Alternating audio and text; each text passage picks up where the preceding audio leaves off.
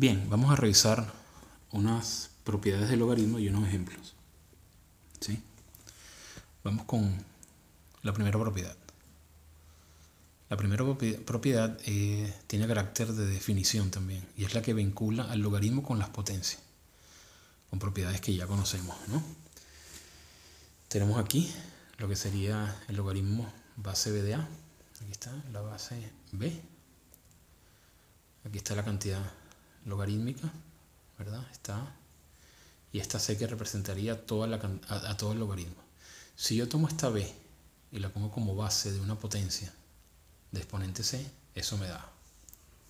Esa es la relación, la primera propiedad que me define al logaritmo como un exponente. ¿De acuerdo? Ok, vamos con la segunda propiedad. La segunda propiedad es la que transforma el logaritmo de un producto en la suma de logaritmos. Tenemos el logaritmo base b de a por c. La única manera de desarrollar esto es mediante esta expresión. Es decir, el logaritmo del producto es equivalente a la suma de los logaritmos. No importa si el primero o el segundo, eso es conmutativo. ¿Sí? Aquí lo vemos de nuevo. ¿De acuerdo? Esa es una propiedad sencilla, pero también que puede confundirse y por lo tanto hay que estar atento. ¿De acuerdo? Estas tres expresiones son todas equivalentes. Perfecto. Vamos con la tercera propiedad.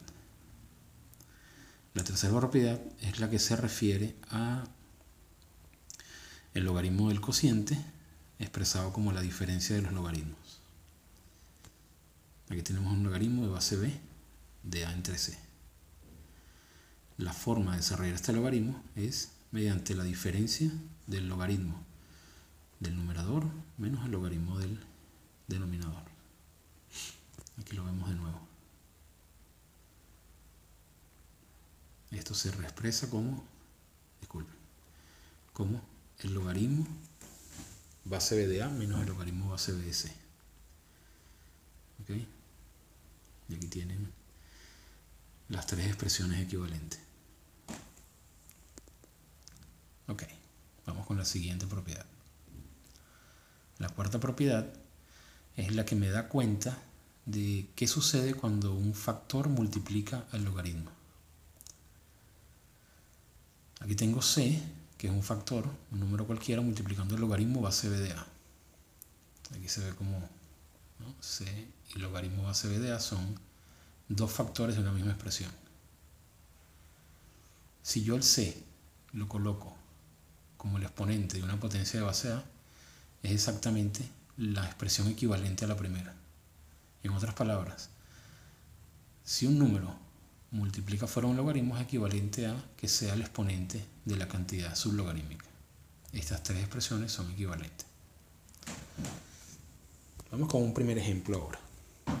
Vamos a aplicar estas propiedades que vimos en el desarrollo de este ejemplo. Lo que queremos hacer es escribir toda esta expresión como un solo término. Aquí tenemos 1, 2, 3 y 4 términos. Cada término con un coeficiente, un factor que lo multiplica. 1/3, -2 y 3. Y cada coeficiente con su signo. Más, menos y menos. Esa información nos va a servir para desarrollar este problema. Lo primero que vamos a hacer es pasar este 1/3 que multiplica como un exponente de la cantidad sublogarítmica. Vamos a verlo al principio, otra vez. El 1/3 pasa como un exponente. ¿Cómo hacemos con el siguiente término? El 1/3 pasa como exponente y así el 2 y el 3 en los sucesivos términos de la expresión. ¿De acuerdo? Ok, una vez que tenemos estos 4 términos así, configurados de esta manera, ahora podemos empezar a trabajar con los signos que están entre ellos. Esta suma, por ejemplo, el logaritmo, la suma de los logaritmos es equivalente al logaritmo del producto de las cantidades sublogarítmicas. ¿Lo ven acá? ¿Ok? Podemos verlo. de nuevo. Aquí el logaritmo de x más 1 a la 1/3 más el logaritmo de x menos 2 a la 1/3 es equivalente a un logaritmo que multiplica las cantidades que están dentro de cada logaritmo. Es decir, la suma de logaritmos es el logaritmo del producto. ¿Ok? Ahora vamos a trabajar con este término y esta diferencia. Si es una diferencia de logaritmos, eso es equivalente. Disculpen, aquí. Okay, bien, es equivalente